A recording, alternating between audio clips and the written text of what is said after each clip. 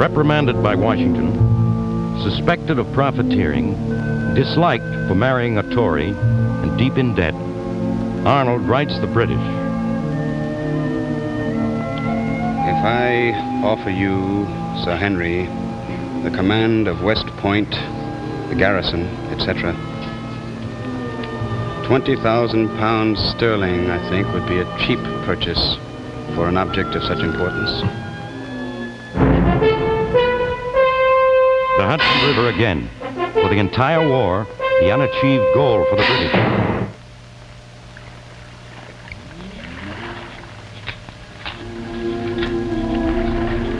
While the army was crossing at King's Ferry, I was going to see the last detachment over and met Arnold, who asked me if I had thought of anything for him. I told him he was to have command of the light troops, which was a post of honor. Upon this information, his countenance changed. Instead of thanking me, he never opened his mouth.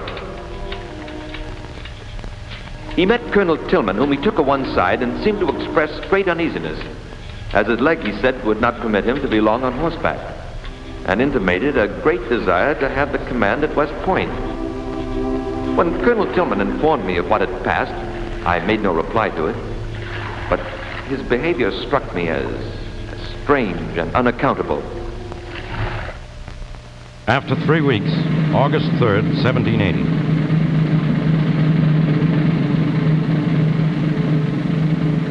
General orders. Lieutenant Colonel Gouvoin will take command of the Corps of Sappers and Miners. Inspectors and sub-inspectors are requested to attend at the orderly office. Major General Arnold will have command of the garrison at West Point. Major General Sterling will succeed. Receives a letter from Washington notifying of his appointment. Major General Benedict Arnold, you are to proceed to West Point and take command of that post and its dependencies. I am confident that you will do the utmost with them. West Point? Should we, through your means, possess ourselves of 5,000 men, its artillery and stores, which may probably be there, a sum even of 20,000 pounds should be paid you. I will send a man in whom you may confide by water. He will escort you to a place where I will meet you. It'll be necessary for you to be disguised. An unexpected note arrives. I shall be in Peekskill Sunday afternoon on my way to Hartford. I shall cross the Hudson at King's Ferry. You will keep this to yourself, as I want to make my journey in secret. British warships are nearby. They could easily reach King's Ferry. Arnold writes to Andre.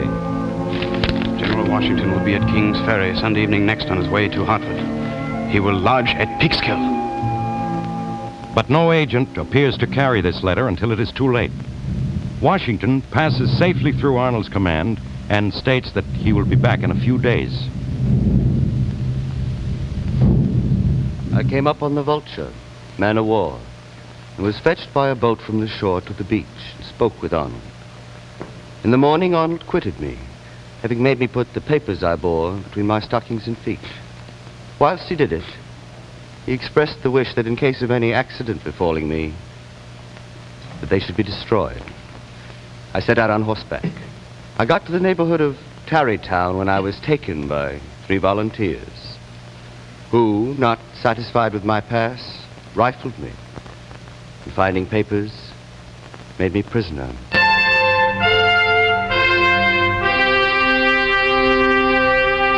On the 25th, 2 of Washington's aides-de-camp came to me at breakfast time and told me Washington would dine there. I went out of the room to give some orders. I met an officer with a letter from the commander of the militia who had taken Andre, telling me the event and of his having sent the papers to Washington as they were of so dangerous a nature. I ran out. I ordered a horse to be saddled. I told my barge's crew to man the boat. I went to Mrs. Arnold. The 2 aides-de-camp had just left her to get peaches. I told her I must fly to save my life. Without having time to explain, I jumped on my horse And as I turned the stable, 4 light horsemen told me His Excellency was just coming up the road. I told them to put up their horses.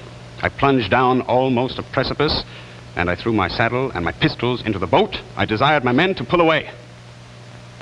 When I was as far as Stony Point, I told the men particular business from His Excellency to the captain of the Vulture obliged me to go on board.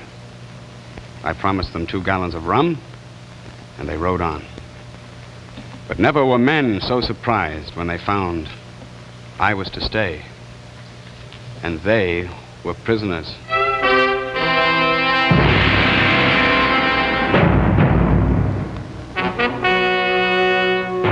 I arrived about 12 o'clock. I found that General Arnold had not been there during the day and was still absent.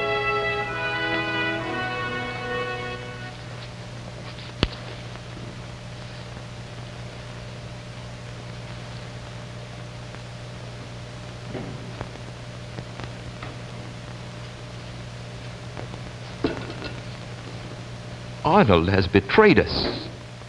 On board the Vulture, Arnold writes Washington. Sir, the heart which is conscious of its own rectitude cannot attempt to palliate a step which the world may censure as wrong. I have ever acted from a sense of love to my country. The same sense of love to my country actuates my present conduct, no matter how inconsistent this may appear to the world, who seldom judge right of any man's action. I have to ask that my clothes and baggage be sent to me. They are of little consequence. If necessary, their value will be paid in money. I have the honor to be, with greatest regard and esteem, Your Excellency's most obedient and humble servant, Benedict Arnold. Overruling Providence never manifested itself more conspicuously than in the timely discovery of his horrid design of surrendering the post and garrison at West Point into the hands of the enemy. I have been witness to a scene of treason as shocking as it is unexpected. Arnold's conduct is so villainously perfidious that there are no terms to describe the baseness of his heart.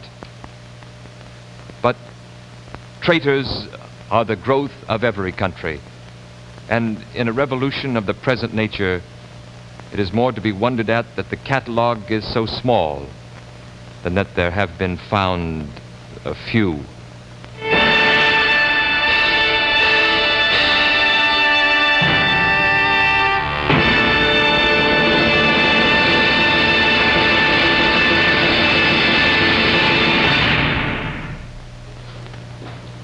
That was Treason, 1780. Arnold lived about, I think, 21 more years. For a time, he led British raids against the Americans. Then he fled to England, where he must have been surprised to discover in the defeated British only contempt for a man who had sold out his country and his commander.